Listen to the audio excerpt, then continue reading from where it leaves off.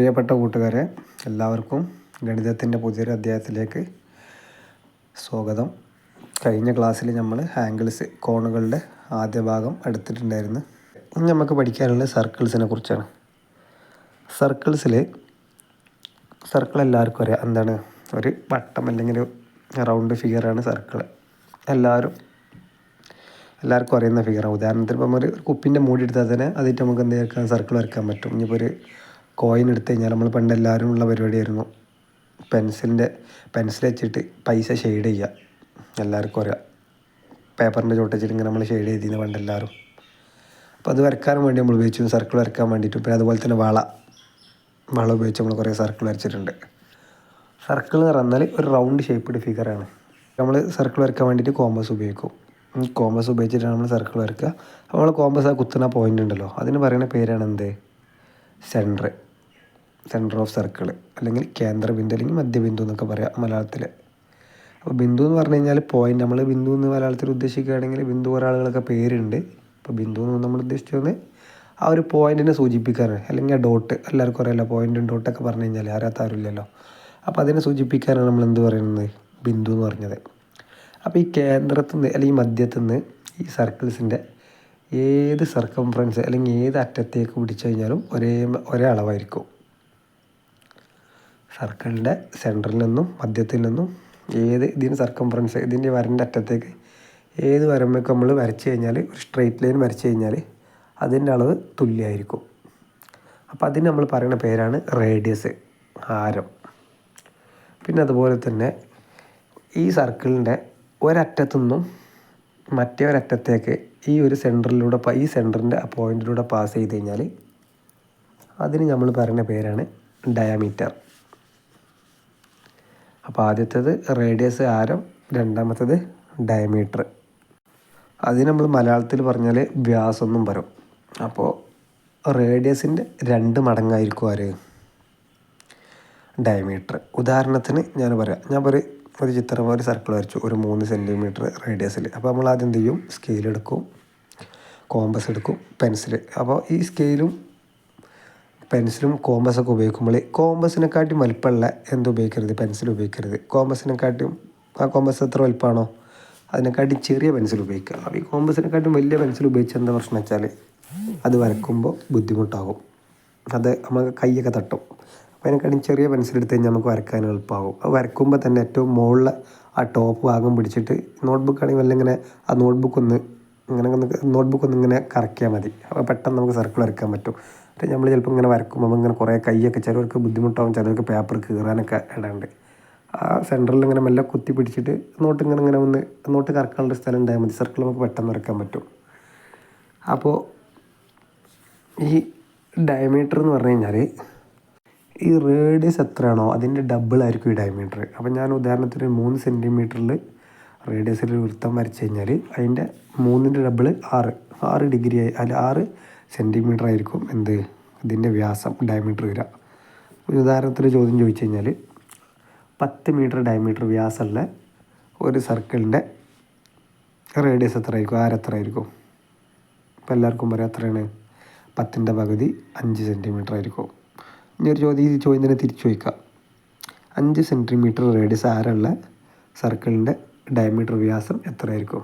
അപ്പോൾ ആ ഒരു ചിത്രം ഒന്ന് ആലോചിച്ചാൽ മതി. ആ സർക്കിളിൻ്റെ ഒരു പകുതിക്കത്തിൽ 5ആയി. അടുത്ത പകുതി 5 കൂട്ടി എത്രയായി? 10 സെൻറ്റിമീറ്ററായി.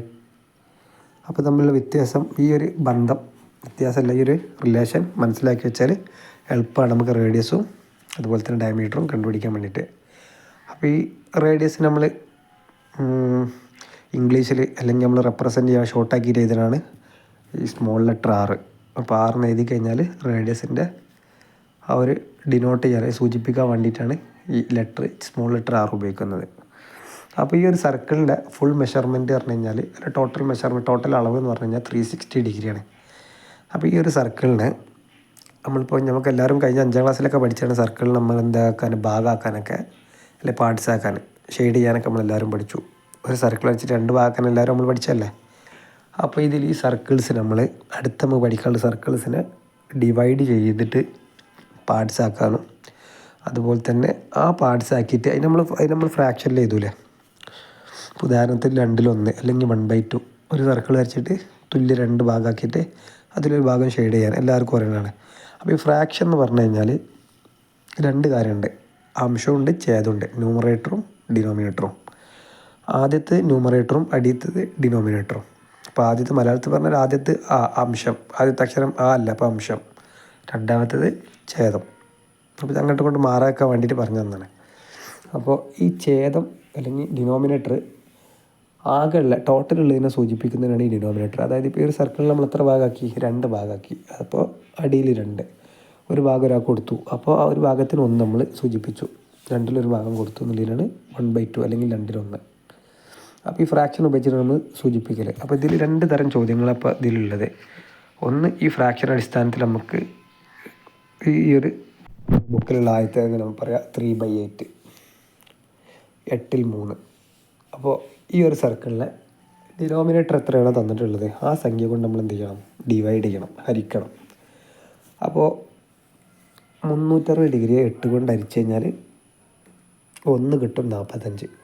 അപ്പോൾ ഇതിലെ ഫ്രാക്ഷൻ 1/8 അല്ല 8-1 ആണെന്നുണ്ടെങ്കിൽ നമ്മൾ എന്ത് ചെയ്താൽ മതിയായിരുന്നു? ഈ സർക്കിൾ വരച്ചിട്ട് ഒരു 45 ഡിഗ്രി ഷെയ്ഡ് ചെയ്താൽ മതിയായിരുന്നു. അപ്പോൾ ഇതിലെ ഫ്രാക്ഷൻ 3/8 ആണ്. അപ്പോൾ നമ്മൾ എന്ത് ചെയ്യണം? 3 45ൻ്റെ ആംഗിൾസ്, കോണുകൾ നമുക്ക് വേണ്ടിയത്. അപ്പോൾ 3 45 കിട്ടണം എന്ത് ചെയ്താൽ മതി? 3 ഗുണിക്കണം 45 ചെയ്താൽ കിട്ടും 135. അപ്പോൾ നമ്മൾ എന്ത് ചെയ്യണം? ഈ ഒരു സർക്കിളിനെ 8 തുല്യ ഭാഗങ്ങളാക്കിയാൽ അതിൽ 3 ഭാഗം എന്ന് പറഞ്ഞു കഴിഞ്ഞാൽ 135 ഡിഗ്രിയാണ്. ഒരു ഭാഗം 45ആണ്. പക്ഷേ ഇതിൻ്റെ ഫ്രാക്ഷനിലെ ന്യൂമറേറ്ററിൽ സംഖ്യ 1 അല്ലാത്തത് കൊണ്ട് ആ കിട്ടുന്ന സംഖ്യ കൊണ്ട് നമ്മൾ എന്ത് ചെയ്താൽ മതി? മുകളിലത്തെ ന്യൂമറേറ്ററിനെ ഗുണിച്ചാൽ മതി. അപ്പോൾ 135 ഡിഗ്രി. അപ്പോൾ സർക്കിൾ വരയ്ക്കുക, പ്രൊട്രാക്ടർ എടുക്കുക, 135 മാർക്ക് ചെയ്യുക. അതാണിപ്പോൾ ഇതിൽ ചെയ്യാനുള്ളത്. ഇനി ഉദാഹരണത്തിന് അടുത്തെന്ന് പറഞ്ഞു കഴിഞ്ഞാൽ ഒരു 1/10 നോക്കിക്കോളി. ഒരു 1/10 അല്ലെങ്കിൽ 1/5 ആ 1/5 ആക്കാം നമുക്ക്. അപ്പോൾ ആദ്യം നമുക്ക് എന്ത് ചെയ്യാം? 1/5 ആകുമ്പോൾ 5 കൊണ്ട് ആദ്യം 360 ഡിവൈഡ് ചെയ്യുക. അപ്പോൾ ഡിവൈഡ് ചെയ്യുമ്പോൾ ഏകദേശം ഉത്തരം കിട്ടും 72 ഡിഗ്രി. അപ്പോൾ ആദ്യം 1/5 ആയതുകൊണ്ട് 5 തുല്യ ഭാഗമാക്കിയാൽ ഒരു ഭാഗം 72 ഡിഗ്രിയാണ്. അപ്പം ഇനി 5 തുല്യ ഭാഗം ആക്കണം എന്നുണ്ടെങ്കിൽ നമുക്ക് ആദ്യം എന്ത് ചെയ്യുക? പ്രൊട്രാക്ടർ എടുത്തിട്ട് ആദ്യം മെഷർമെൻറ്റ്, ആദ്യത്തെ നമ്മൾ 72 അടയാളപ്പെടുത്തുക, രണ്ടാമത്തെ 144. ആദ്യം എന്ത് ചെയ്താൽ മതി? ആ സർക്കിൾസിൻ്റെ സർക്കംഫറൻസിൽ അല്ലെങ്കിൽ അപ്പുറത്ത് കൂടി പോണ ആ ഒരു അതിൽ പോയിട്ട് നമ്മൾ എന്ത് ചെയ്താൽ മതി? പെൻസിലേറ്റ് ഡോട്ട് മാർക്ക് ചെയ്ത് വെച്ചാൽ മതി. ചെറിയൊരു കുത്തോ അല്ലെങ്കിൽ ചെറിയൊരു വര ഇട്ടേക്കുക. അപ്പോൾ ആ സെൻറ്ററിൽ നിന്ന് ഓരോ വരകൾ തമ്മിൽ ജോയിൻ ചെയ്ത് കഴിഞ്ഞാൽ 5 ആംഗിൾ കറക്റ്റ് കിട്ടും. അല്ല നമ്മൾ 5 ആംഗിൾ നമ്മൾ ഒരു പെൻസിലേറ്റ് വരയ്ക്കുകയാണെന്ന് നമുക്ക് എല്ലാവർക്കും വരയ്ക്കാൻ പറ്റും പെൻസിലും സ്കെയിലൊക്കെ ഉപയോഗിച്ചിട്ട്. പക്ഷെ എന്താവില്ല, അതൊരു കറക്റ്റ് അളവാകില്ല. 5ഉം വ്യത്യസ്ത തരമായിരിക്കും. അപ്പോൾ അത് കറക്റ്റ് അളവിൽ വരയ്ക്കാൻ വേണ്ടിയിട്ട് നമ്മൾ ഈ പ്രൊട്രാക്ടർ ഉപയോഗിച്ചിട്ട് നമ്മൾ ചെയ്യണത്. അപ്പോൾ അതിൽ 1/5 ആണെങ്കിൽ അല്ലെങ്കിൽ 5-1 ആണെങ്കിൽ 72 ഡിഗ്രി അടയാളപ്പെടുത്തിയാൽ ഉത്തരമായി. രണ്ടാമത്തത് 2/5 ആണെങ്കിൽ 5-2 ആണെങ്കിൽ അപ്പോൾ 72 ഗുണിക്കണം 2 144. അപ്പോൾ 144 ഷെയ്ഡ് ചെയ്ത് കഴിഞ്ഞാൽ ഉത്തരമായി.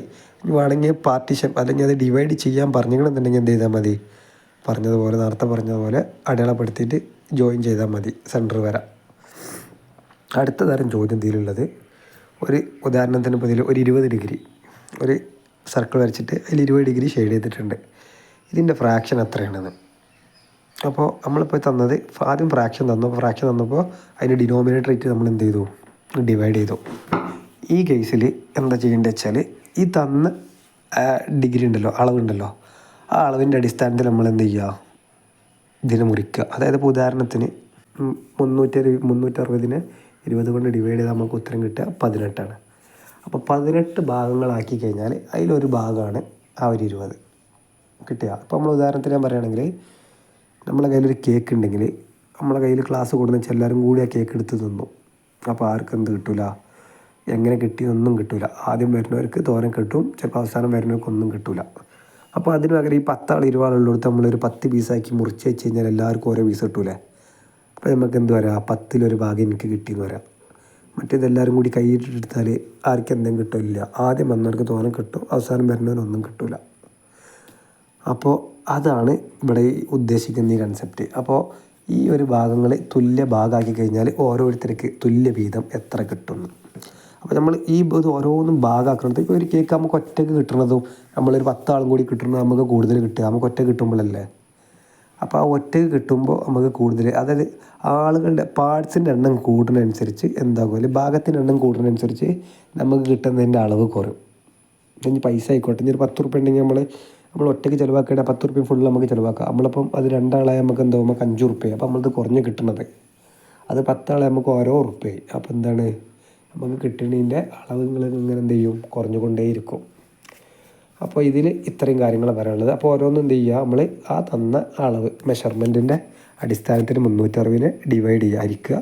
ആ കിട്ടുന്ന ഉത്തരത്തിൽ ഒരു ഭാഗമായിരിക്കും അത്. അപ്പോൾ ഇനി 40 കൊണ്ടാണെങ്കിലോ, 40 കൊണ്ട് ഹരിച്ച് കഴിഞ്ഞാൽ നമുക്ക് എന്ത് കിട്ടും, എത്ര ഭാഗങ്ങൾ കിട്ടും, 360 9 ഭാഗങ്ങൾ കിട്ടും. അപ്പോൾ 40 കൊണ്ട് ഹരിച്ച് കഴിഞ്ഞാൽ 1/9 ആയി, 9 ഭാഗം. അപ്പം ഇനി 60 കൊണ്ട് ഹരിക്കുകയാണെങ്കിലോ, 60 കൊണ്ട് ഹരിച്ചാലോ 6 ഭാഗം കിട്ടും. അപ്പോൾ 6 ഭാഗത്തിലൊരു ഭാഗം കണക്കാനാണ് ഈ 60 എന്നുള്ളത്. അപ്പോൾ 1/6, 6ൽ 1. അത് 120 ആണെങ്കിലോ, അപ്പോൾ എന്തായി, 6ൽ 2 അത് നമ്മൾ ആ ഫ്രാക്ഷൻ നമ്മൾ എന്ത് ചെയ്യും, ആ ഭിന്നത്തെ നമ്മൾ എന്ത് ചെയ്യും, വെട്ടിച്ചെറുതാക്കും. 2ഉം 6ഉം കോമൺ ആയിട്ട് പോകുന്ന സംഖ്യ, 2ലും 6ലും 2ൻ്റെ എത്രാമത്തെ ഗുണിതാണ്, 6, 3ാമത്തെ ഗുണിതാണ്. അപ്പോൾ 2 2ൽ 1 വട്ടും 6ൽ 3 വട്ടും. അപ്പോൾ നമ്മളതിൻ്റെ ഫ്രാക്ഷൻ ചെറുതാകും, 1/3. അപ്പോൾ ഈ പറഞ്ഞ കാര്യങ്ങളൊക്കെ എല്ലാവർക്കും മനസ്സിലായല്ലോ. അപ്പോൾ അതെന്തെങ്കിലും ഡൗട്ടും കാര്യങ്ങളുണ്ടെങ്കിൽ ഒരോട്ടോ രണ്ടോട്ടോ ക്ലാസ് ഒന്നും കൂടി കണ്ടു നോക്കിക്കഴിഞ്ഞാൽ എല്ലാവർക്കും മനസ്സിലാവുന്നതാണ്. അപ്പോൾ കഴിഞ്ഞ വർഷത്തെ അത്ര ഒന്നും പോർക്ക് കണ്ടൻറ്റ് ഈ പ്രാവശ്യത്തെ ഒന്നാമത്തെ പാഠത്തിലില്ല.